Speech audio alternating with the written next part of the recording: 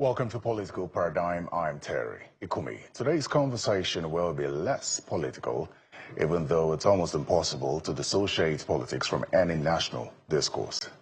Well, Nigeria's humanitarian crisis is our focus today. Now, statistics show that 33 million Nigerians are facing food insecurity, 1.8 million children are at risk of severe acute malnutrition, 2.3 million people have been internally displaced in the Northeast alone, with 2 million returnees so far.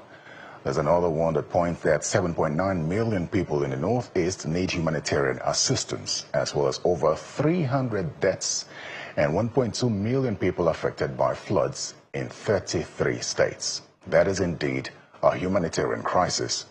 Now, in January this year, Nigeria and the UN Office for the Coordination of Humanitarian Affairs launched an appeal for $910 million to address the escalating humanitarian crisis in the northeastern states of Borno, Adamawa, and Yobe. The appeal is for the 2025 Humanitarian Needs and Response Plan to provide assistance to people affected by the more than 15 years of insurgency and insecurity in northeast Nigeria. Nigeria's humanitarian crisis is not restricted to the northeast. Other parts of the country have also experienced natural disasters and public health emergencies. I'm now joined by the Minister of State for Humanitarian Affairs and Poverty Reduction to address some of the humanitarian concerns across the country. Honorable Yusuf Sununu. Welcome to Political Paradigm, Honorable. Yeah, thank you for having me. I recall that our last conversation was when you were Minister of State for Education. You've now been moved to Humanitarian Affairs. I don't know if you've settled in. I also know that at the time there were concerns as to you being a doctor, an active doctor, and being moved to Education and now Humanitarian Affairs. How have you found the ministry since you've been there, and have you settled in now? Well, thank you very much for having me this time. Well, let me start by thanking God and then also thanking President Bola Ahmed Tinubu for finding me worthy to be retained in the cabinet after being reshufflement. I was, as you rightly said, I was moved to Humanitarian Affairs Ministry. But you see, when you are looking at humanitarian, it's a holistic issue. If you look at the indices used in assessment or multidimensional poverty index of a nation, most especially you look at insight into the one that was done in Nigeria in 2022 by the National Bureau of Public Statistics and Oxford University. Yeah. You find that the dimension cut across different indices. Education, where I was before, is a major factor in contributing to both poverty, in eradicating poverty and also reducing humanitarian crisis. And if poorly handled, may also tilt towards other side. So therefore, just take out of school children. If you look at the multidimensional poverty index assessment, poverty eradication program, you find that where there is a higher number of out-of-school children, their indices tend to be very, very poor because your education, your level of education is akin to your level of development. So for me, I didn't find it as something very new. And then when you look at my core calling as a medical professional, I think when you are mentioning humanitarian services, once you mention medical practice, I think you have come to the peak or the zenith of where you need humanitarian. It's where you need empathy, it's where you need urgency, it's where you need intervention, it's where time counts.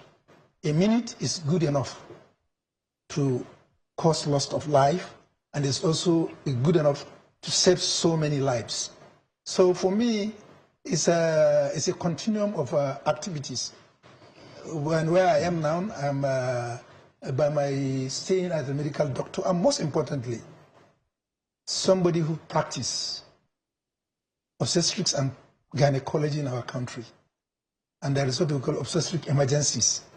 And those are the whole areas where you have to give full-blown humanitarian services. Okay. Because some may come, nobody knows, bleeding, in a situation whereby even the close relation may not come close to. But you must be up to your calling to ensure that you follow diligent and you save that life and you'll be happy in 5 to 6 days say bye-bye, I'm going back home. I think it's safe to say that Yes. you definitely feel at home in this ministry. I dare say you prefer this ministry to where you were before, because based on your explanation, based on your explanation, it's not a preference. I don't have any preference. No, My preference is that of the president. I'm just using that. Wherever the president said go and walk, Honorable Sununu will go there. And I must also be sure that I stand firm to justify the confidence of the president in sending me there. I'm sure you understand the position of the ministry in a lot of issues, because that ministry is not, perhaps has the most attention now. And you've gone to that ministry at a time when there's almost a global crisis on humanitarian issues. The U.S. is pulling out through its U.S. aid from humanitarian situations. We also have the Office of the Coordination, United Nations Office for Coordination of Humanitarian Affairs, also withdrawing its services based on what the minister said earlier this year. So how have you found, or how's the ministry adjusting to these international agencies pulling out funding? Well, you see, at always, you must develop an internal mechanisms. It's just like, still my calling tells me that you must have an emergency preparedness, and that's where you'll be assessed. You understand? So what we're working now is how can we develop a system that will be resilient enough to absorb the current shock we have, and then that absorption of that shock will be assessed by how we manage it, how do we quickly respond, and how do we return back to normality and then progress forward. You understand? And in doing that, the first thing when we had that was to see how can you call for a round table to look at what are the major challenges. And we have that round table here in Abuja, state, local governments, and their donor agencies, United Nations. We are all there and we sat down. We look at this is the current international development. And added to that, still we have the impact of COVID-19. Now, globally is not yet fully recovered. We have the issue of the ongoing Ukraine and Russia war that is also affecting the economy. We also have global economic fluctuations of indices. We are using our budget, such as our crude oil, many foreign exchange, and many this, and all these are fluctuating. And then generally also, we have to also put another factor here. We have donor fatigue. Most of the countries that we are dependent, apart from this American statement also, are becoming a bit, everybody is, because of the global economic crisis, everybody is trying to see how he can adjust. Then how do you address our issues? And we look in forward. And we say, okay, we have developed a strategy. One of the major strategies that we have developed to see how much we can cope up with challenges is, for instance, developing confidence.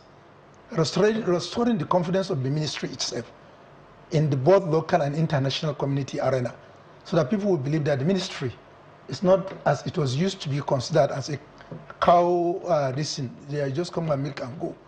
We must change that narrative to ensure that we adopt principle of accountability, transparency, and also to ensure that we walk the talk we are doing, so that people will now see. And in doing that, we must have to develop a very strong component of M&E that is not only restricted to the official of the ministry, partnering with non-governmental organizations and then civil society group to ensure that we have this. Even just some few days ago, I had a meeting with the Nigerian integrity groups and many other civil society groups that are there. And even the ongoing cash transfer, they brought a lot of observation that we're currently working to ensure that we remedy those areas of our disease. And not only that, we also look at it, how do we now go inward, look inward, to improve on our domestic funding? Because if we say globally funding is decent, and we say, okay, we are going to improve in transparency, accountability, it goes to show that we're going to, as much as possible, block some leakages so that we can make proper utilization of the scarce resources we have. And we now also look at the global domestic funding. And this domestic funding is to see how much can be appropriated, working together with the President National Assembly to ensure that we have a better budget that will work for us. And then to look at even locally, what are the philanthropists that can we approach, work with them to ensure that we are all brothers keepers. And in doing that, it's a success story. Where I was in Jere in Kaduna State, where we have partnered with AMA Foundation to flag up the homegrown school feeding programs. that is judged as today as one of the best in the country and is ongoing, and many other philanthropies. Seeing how much we have done, the transparency and accountability that was displayed at that moment, are now approaching the ministry to see how much we can, which and where do we want them to adopt school, so that they can also bring in their own contribution. And also in that our meeting that I've mentioned, roundtable we had, we have also not left out private organizations, and we have had a meeting with them, and they have I am aware, because I'm part of it, how much resources they have mobilized during the COVID-19 intervention to help us establish many central laboratories and many what have you to ensure that Nigeria optimally respond to the impact of COVID-19 in terms of reduction of mortality, and even in some aspect in terms of economic recovery, which they have worked. But what they have said is, I think the major issue, which you have agreed also to correct, is the issue of accountability of what they have brought in. That they cannot bring in their hard-earned currency, and in the end they cannot say this is how it was spent and this is so that's exactly where make promise we will make that that's exactly where I was going to, because the main reason for the pullout is lack of impact. Yes. And there are concerns as to whether Nigeria would not be overwhelmed with funding addressing the humanitarian crisis. You've also talked about domestic funding. The U.S., through the UN, through the USAID, has funded the humanitarian crisis in Nigeria, and it's not been impactful according to the reports. Will Nigeria not be overwhelmed with funding and handling its own humanitarian crisis? We're talking about $910 million, which is needed to address the humanitarian crisis in the country.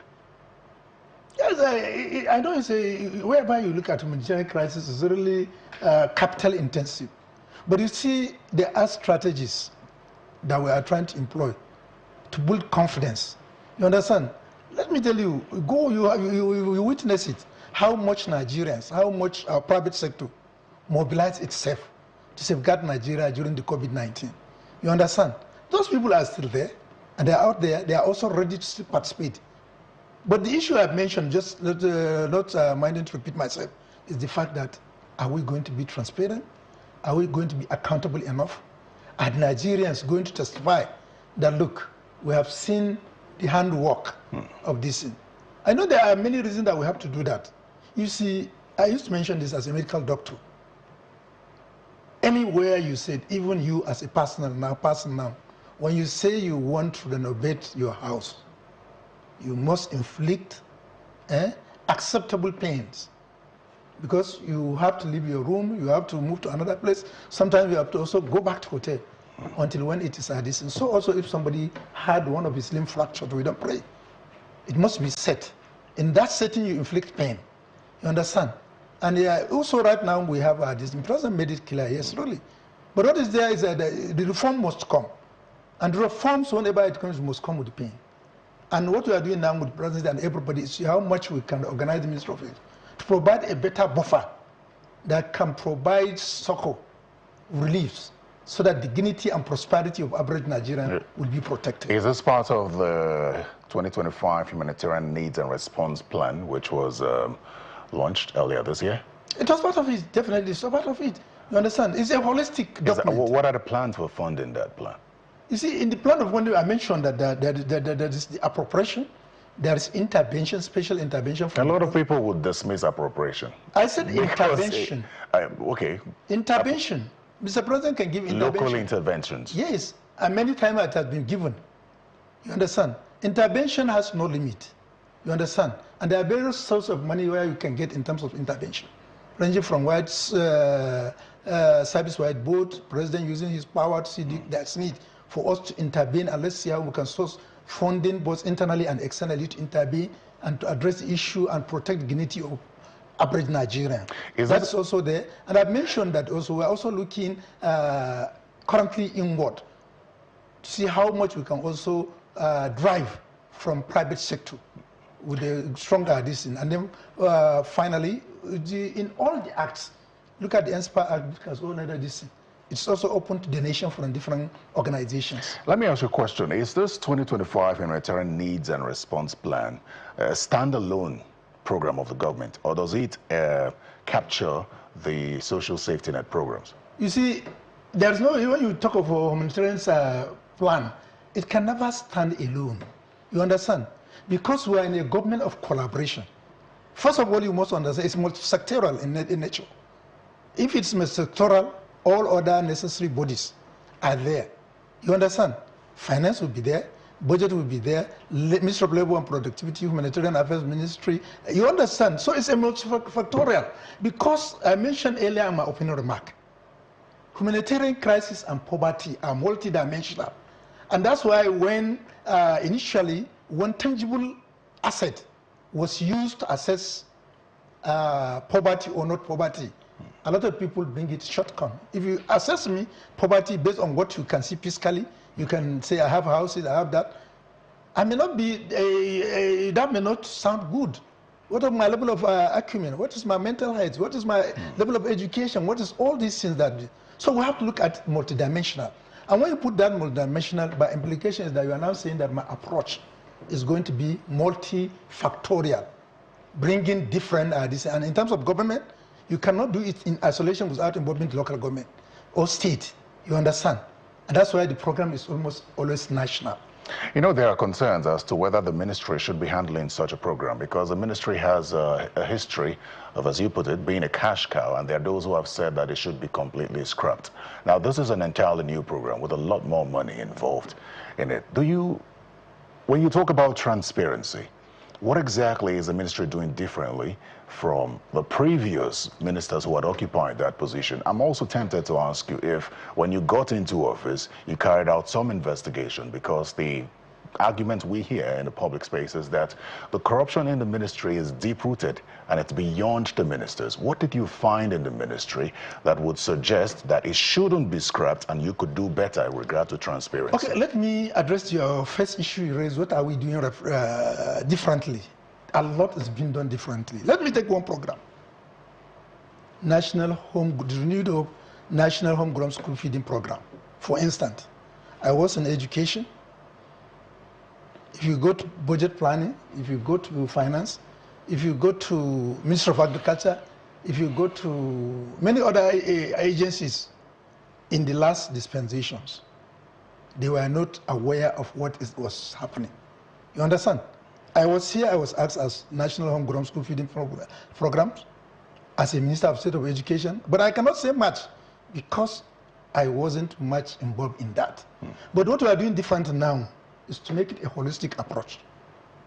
We have the steering committee, of which I'm heading, and then Ministry of Education, Ministry of Health, Ministry of Agriculture, Budget and Economic Planning, Finance, NIMSI, even the Bureau of Public Procurement, all those organizations. More than about 11 ministries were represented, and we also have had about 3 or 4 meetings. You understand? So it's holistic. Everything is on the table. People know what is happening. Which people? Agree. The different ministries. Well, regardless, yes, your initial, unlike it was done solo. Your initial concern when you started talking about transparency yes. was that you needed to build public trust. Yes. And it's interesting to know whether... You see, we also have civil society group in it. But regardless, yes. you do have a website. Yes. And ordinarily, one would expect that figures, statistics would be put out in the website. No, we are at the planning. If you go there, you see our planning. You understand? We have to restructure the program. You ask me, what are we identifying? We identify that, look, most of the programs, when you want to go down at the user end, you cannot see really the fact that these are this. So you understand? So it means we have to restructure that. We have to see how do we now make it. If you go to a village in a particular ward, in a remote area, and you said you have feed a student there, the parent would say that really they have they have received food, and the children went to school with that food. You understand? So we have to. So it means we have to have a system that will have a strong monitoring and evaluation, right from the ward level up to the Office of the National Program Manager, and also we have a dashboard that all of us can look at it. And the example I was trying to give is that I think the UN and the USAID, yes, they have a website where all the programs are detailed, the cost, the expenditure, and the results, the impact. All these things are accessible such that the public can judge. That will also promise you that is also going to be available, and we are working on that. There's another concern with regard to how funds are disbursed within the ministry. And interestingly, I must quote Al Jazeera. They talked about Al Jazeera newspaper that said that it almost seems as if your ministry is continuing from where the previous fraudulent, fraudulent predecessors accused to be fraudulent, yes. picked up from, which is, and it's sad because despite the allegations in the public space, example as there well. are no, I'm going there, there are no prosecutions, which is a problem within Nigeria, in that sense, or else we shouldn't be saying accused or alleged because time has lapsed. But there are the concerns about funds making their way to, public funds making their way to private pockets for public events or activities. How's your ministry addressing that? Well, I think this, if this happened, I would say not now. You understand? Because as of today, the program we are going to embark in the next few days, we have not even reached a level of disbursement. So for undisbursed money to get to private money, pocket, I can really not say that. You understand? And even, let's say one thing. The ongoing program that Mr. President said is the conditional cash transfer. And what is quite different from what was done before is also another important thing. The CBN was directed by Mr. President that nobody should receive a money without digital identification, that we can make it very easy for traceability, accountability, and transparency. You understand? And us as ministry would adhere to that. When we came, we made only 1.4 million Nigerians that have their digital identifications matching their name, which they have received their conditional cash transfer first, second, and third tranche. Of the 5 million that were received from the main national register that was harvested. You understand? And as today, the 5 million, we have already gotten their digital identity. The NIMC is working. You understand? And then money is being disbursed to them. And that money is based on their account number, is based on their NIN, and also they have the telephone number. And that I assure you, if you go to NCPA on the NASCO website, the dashboard is there and it's there for everybody to see. You understand? But as I said, as I mentioned earlier to you, is that we are also working together with some civil society group. Before we get into you understand? No, I'm coming. I wanted to clarify the figure you mentioned. You talked about 1.9 million Nigerians under the conditional cash transfer. No, I said initially 1.4 were paid out of the, you know, how many people do you have under the National Conditional Cash Transfer Program? We have over 18 million households. That have benefited? Yes, not benefited. You that see, in the register. Now, out of those register, the next, if you have the register, is to see how much you can harvest. The most vulnerable group. The minister in January said, your colleague said 19.8 million. Yes, that's about it. However, the social investment, National Social Register, according to the Social Safety Net Coordinating Office in March, said about 68 million people had been captured. You so see, that's a difference of about 49 million. No, it's from not different. January it's not to different. March. It's not different. It's not different. You see, it's the terminology the economy that is using. If you work on individual, and then the other one if you work on household. What does the register? A household is a constitution of 5 people. Okay. You understand? So now if you times that, you get, remember, you convert it into 1 million people. You understand? So what the minister was mentioning to you is household. You understand? So there are 2 different distances. So it's safe to say that 19.8 million households had been so far in our register. And then about 68 million Nigerians in total have been captured. Yes. So the question is this a fresh capturing or is this an improvement on the old register? No, it's improvement on the first register. You know what we are doing is, you see, the whole of the 18 million households that was initially captured, not all of them receive funding. Along the line, there was a lot of accusation that those people don't have account number, those people don't have a NIN, so you cannot verify them. Some are just ghost name. So, and then the directives come, okay, of the 5 million you have harvested, sieve it. How many of them have those this household? And we find that about 1.4 million, about have their own first digital identity, and those are received.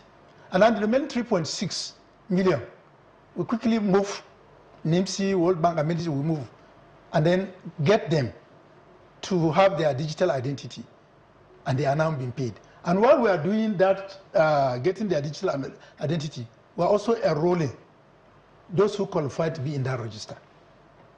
You understand? Let's talk about this conditional cash transfer in detail now. I know that the federal government had approved 4 billion naira, I believe, earlier this year for 10 million household. Yes. What's the update on that? This is an update. All this... Is this different from the 1.9 million people that you've been able to reach? You see, you have to understand the whole system first. I said, first of all, 5 million households were harvested out of the 19. You got me. Now, the payment, because they are the most vulnerable group, they are supposed to be paid. And this payment is done in 3 tranches. All of the 5 million received their first tranches. You understand? And then... How much? How much each? 25,000 as a day. You understand? Each received.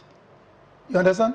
Now, after they have received, there was an outcry that money did not go to them, it got to these different people, and at a close inspection, it's realized that all those 5 million that received payment, majority of them do not have digital identity. And we now seed the ones, and we find that 1.4 million out of them have their own digital identity, and they have their second and third tranches paid. You get me? Now, in the remaining 3.6, they have not received their second and third. We now move to mop them up and give them... I'm probably speaking of a different thing. This is under these 2025 Nigerian humanitarian needs, because I did search up on it. Yeah. And that 4 billion there is a specific amount to address humanitarian crisis, I think within 10 million people. You see, humanitarian crisis, addressing humanitarian crisis... It's batch by batch according to you, isn't it? I'm coming. And that of conditional cash transfer using rates that are all two different this thing. We are talking of two this thing. That approval is coming, and we're also going to work out on them. What's the 4 billion naira for? Yeah, that's why now we are now going to look at how much can we add to the people who have reached, receiving from the National Social Register. No, I need clarification. And the reason I'm asking this is that the public perception is 4 billion naira to address humanitarian crisis within among 10 million Nigerians is almost insignificant, because if you do the math, that should be about 400 per person. You see, I don't know really. I'm not aware of that 4 billion you are talking of. It's from the condition it's an update on the 4 billion naira conditional cash transfer. Who gave that update? Approved by the federal government. The minister stated this in January this 4 billion. When he was talking about the response plan. No, I hope. What is the total figure?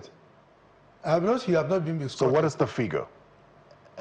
You see, the figure, if you look at the distance, you see, if you look at the 2024 budget, if you go at the 2025 budget, it's there apparent. But this is not part of the budget. Yes, and then we also have an intervention. This is an intervention. Yes, that intervention of 4 billion, I really can't say how much of that has been utilized, sincerely speaking.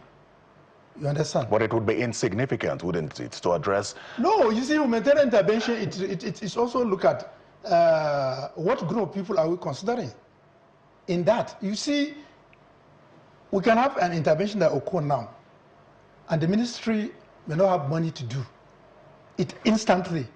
We have to rush to the president and write this thing, so that we can have a special intervention form that can be done, and that will be done on the specificity of what you have addressed to the president. So this is an entirely different payment. It's an intervention. Yes. Fair enough. But the concern around how impactful 4 billion naira would be needs to be addressed, because this is give and take $2 point something million if my math is correct. It's all about using statistics. Now, the question is, I said, what are the reasons why the 4 billion was given? It may not be for all the 10 million people. For instance, now, right now we are facing humanitarian crisis in Jos. We have some in Sokoto, Zamfara, and Katsina axis. But the most recent one is the one that is happening right now in Jos. You understand? So, if you make a submission, because it comes as an emergency, that you may not have captured it, or even if it's captured as a box sum, the budget release have not commenced, and you need Mr. President to intervene. Now, if he gives you that money to intervene in that area, should Nigeria just equate it that the President is giving 4 billion for 200 million Nigeria? No, that's wrong perception. And that's why we have it wrong. But you know, the reason I want figures with regard to how it affects the population is because many think that Nigeria is not serious with how it intends to address its own humanitarian crisis. Yes. Let me give you another statistics, which has to do with the farmers. The government approved 2 billion naira in interest-free loans to farmers, specifically those in rural communities. And by statistics, we have about 38 million smallholder farmers. I'm not wrong, am I? So 2 billion naira shared for... Under which ministry? Is that not part of your ministry? Your ministry oversees it. No, under which ministry was that shared? This is from the 2025 Humanitarian Response Plan. You okay? So yes, 2 billion naira for farming improvement for smallholder farmers. Is that not a drop in the ocean? You see, it's a drop, but you see, you have to look at what other interventions areas are. You see, you don't take one item in specifically, isolation. this is interest-free loans. You so see, if you share 2 billion naira... Well, you see, if you look at it, which aspect of the ministry is charging that? It's government, enterprises, and empowerment program. Apart from that money, it also have money. It's an additional intervention. You understand? It's an additional intervention. Because we have money in our service-wide board to take care of that. Now, if, for example, we are supposed to reach to 500 farmers, I'm just using a figure, and then we have additional money from somewhere that will add us 30 farmers, for instance. It's not additional. But you must state what other monies are coming in and how they're being implemented. Because if what we have available suggests that it will be insignificant to the people who need it. You see, I'm trying to correct your impression that the ministry, apart from budgetary line, will have core programs, that are established by act. And these are the grant for the vulnerable, for example, is a core program. Grant, government enterprise and empowerment program is also another one. You understand? So all these programs. Now, if you have another different money that says you also do for this, now it's just supplement what your core project is doing. I completely agree with you, Honorable Minister. So, but what needs to be said is that if you can state exactly what budgetary provision this will make up for, it becomes a concern. Because it's not a concern. We've had ministries complain about their budgets. So we can't even hold on to the budget and say, because the budgets are mainly capital funded. They are capital funded. Yes. Agreed. But you see, in that capital funding too, you must know, there are some lines that complement others.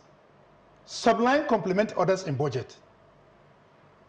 We can also not take away, we can also ignore the fact that budget implementation in Nigeria based on releases is a problem. So if these interventions do not suggest that the government is... No, what I'm trying to say, Mr. Tari, is for you, it's wrong of you to assume that 2 billion is the only ministry's intervention. I'm not assuming. I'm just speaking to the figure. Yes, I said. That's why I say that's why I'm clearing. It would be best if you bring up another figure. That's why I'm clearing to you that under the NSPA project, we have programs, and those programs receive funding, budgetary, and it's also receive funding through the service-wide votes.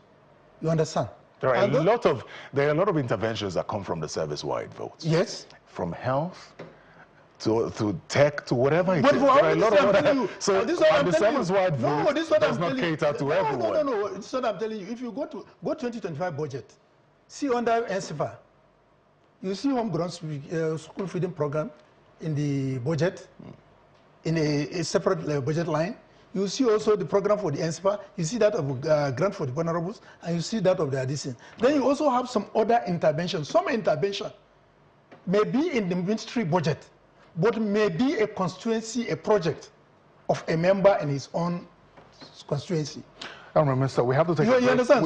We have to take a break now. These are the key issues that we must differentiate. What I'm trying to understand, and I think it's a concern for enough Nigerians, yes, is so that the government does not appear to just be doing paperwork no. having a direct impact on we the have people. We have projects that have direct impact. But you see, I was in the House of Representatives. I intervened in agriculture. You understand?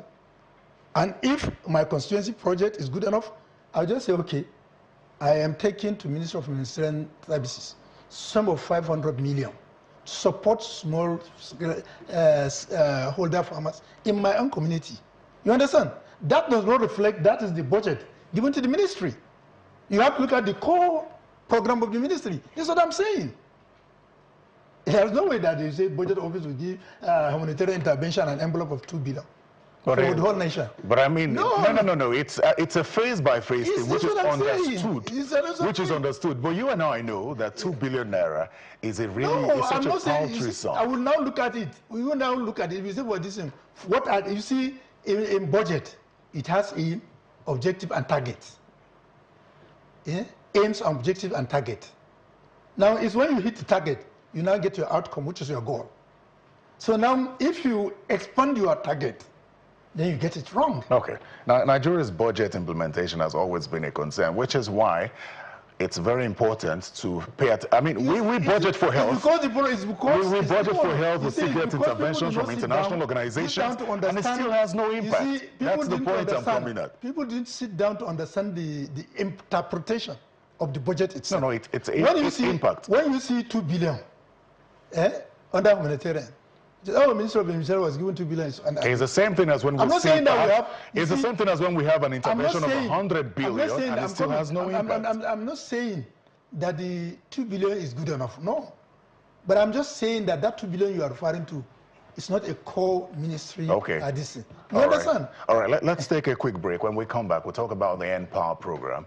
And my guest is a former member of the House of Representatives, so it will be nice to hear from him what he thinks about the public perception of the National Assembly at this point. Please stay with us. Political Paradigm. We'll be right back.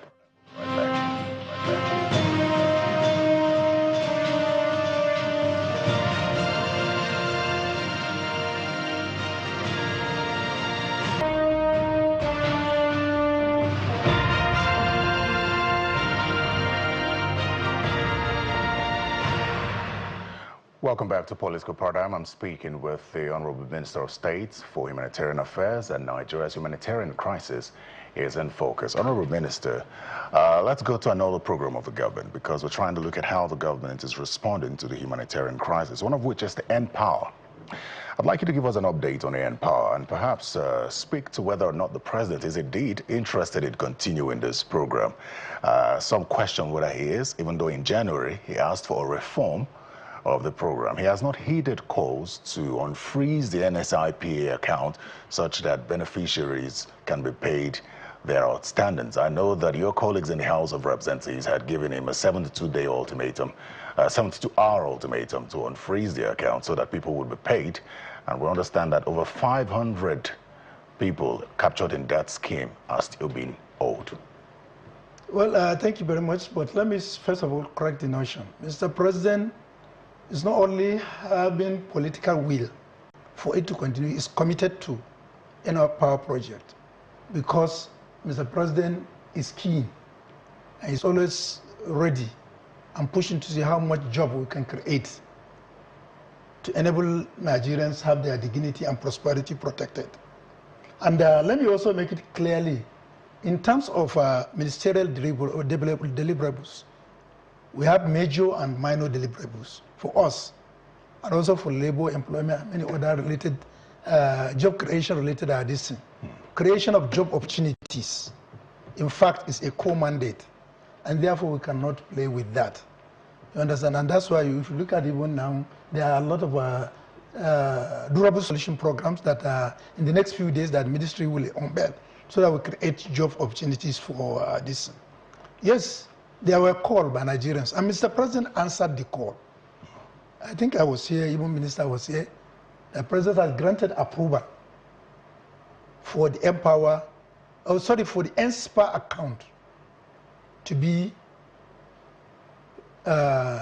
unfreezed so that we can commence activities in the ministry.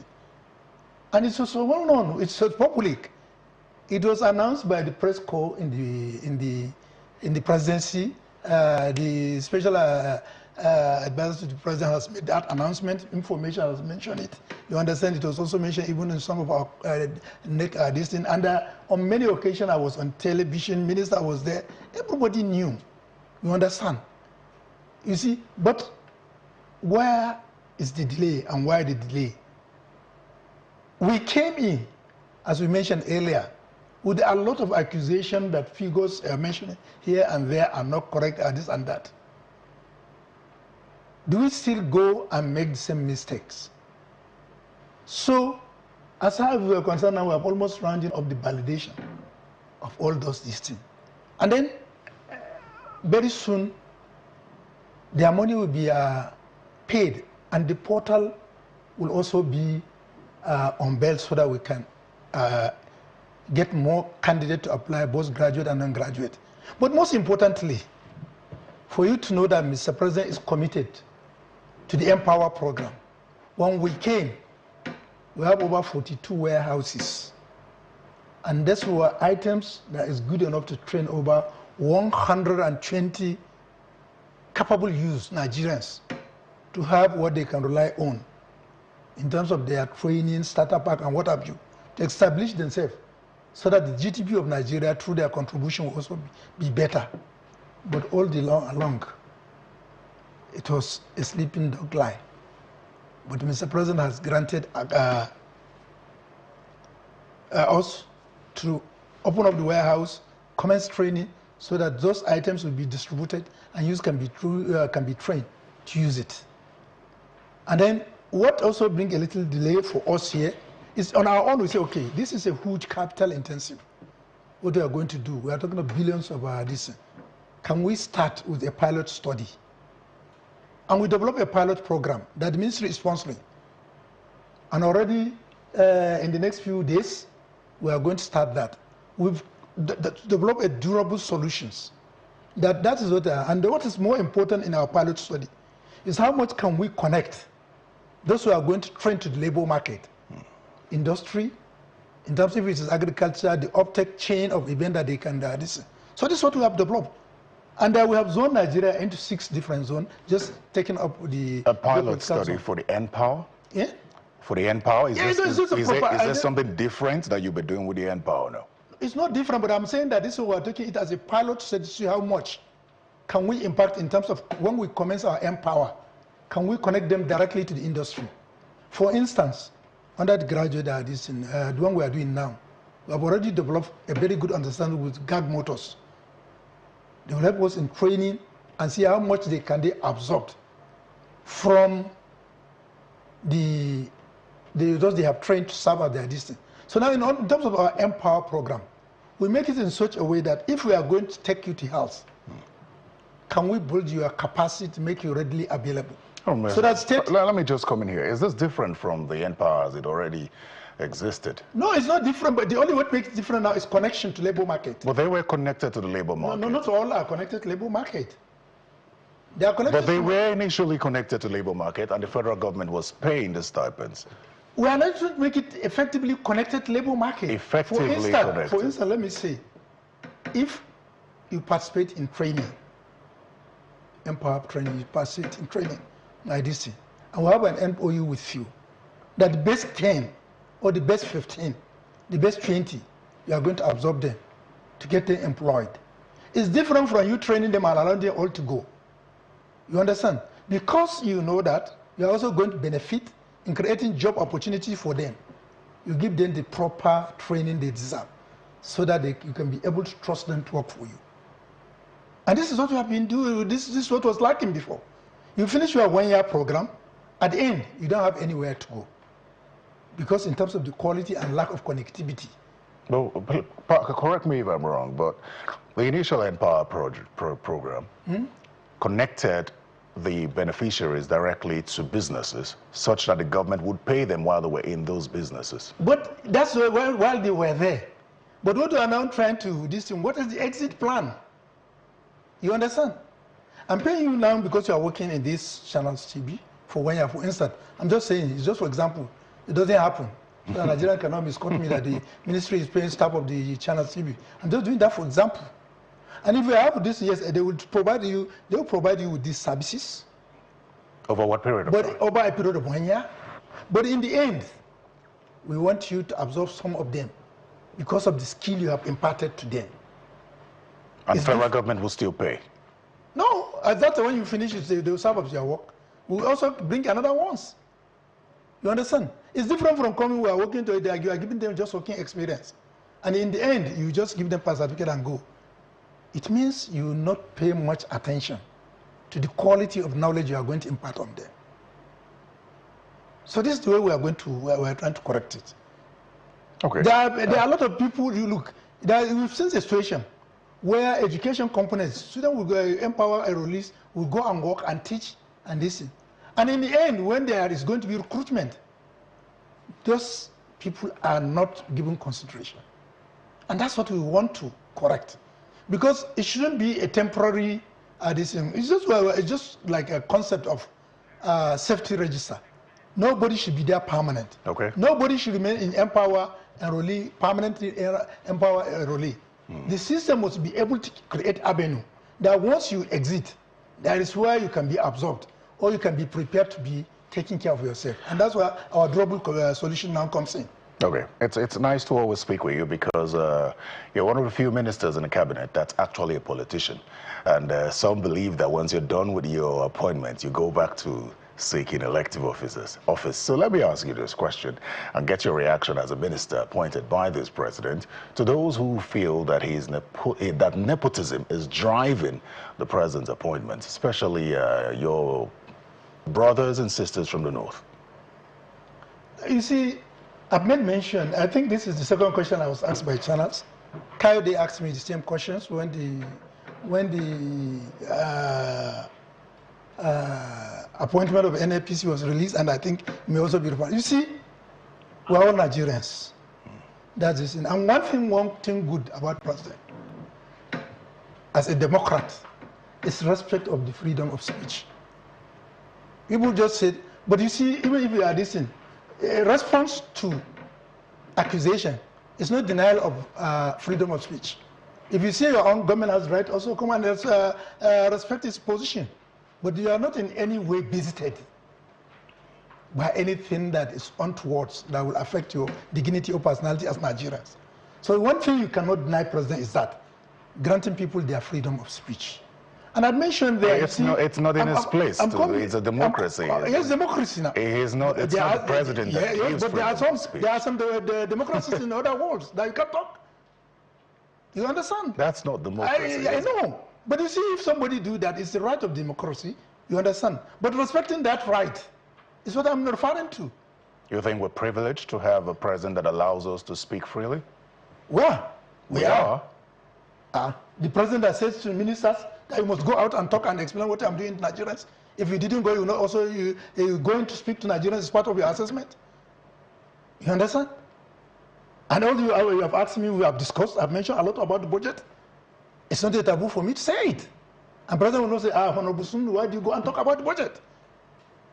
So that goes to show the kind of president we have, who appreciates his people to be updated in terms of the happening of the government.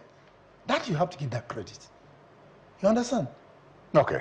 We're almost out of time, but I must ask you as a member of the National Assembly. You're always a member of the National Assembly. Yes, I got it jealously. When you look at this 10th Assembly, you were part of this 10th Assembly before you got your appointment. Yes. When you look at this 10th Assembly, which you would have been a part of, how do you respond to what many have called desecration of the National Assembly and disrespect that it's faced in recent times? In fact, I think Pastor Tunde Bakari referred to it as an extension of the executive arm. He's one of many Nigerians who thinks that way of the National Assembly. Well, you see, I've argued all that. You see, yes, we must define rubber stamping and alignment. These are two differences. You see, if you want to differentiate, take 2025 budget proposal presented by Mr. President, and then compare it with 2025 Appropriation Act, proposal and the act which was signed. See, is it photocopy? Is it a duplicate? You find it's not there. It's not the same document. What is the implication? After President has presented to the National Assembly, Mr. President has allowed the National Assembly to do what is right for the budget. And after they have done what is right, Mr. President and National agree now, okay, and he assented to it, and it becomes a law. You understand? But in a rubber stamping, just the way it goes in, it comes back like that. So, but you see, in government, there must be an alignment. The National Assembly and the executive and legislature must align.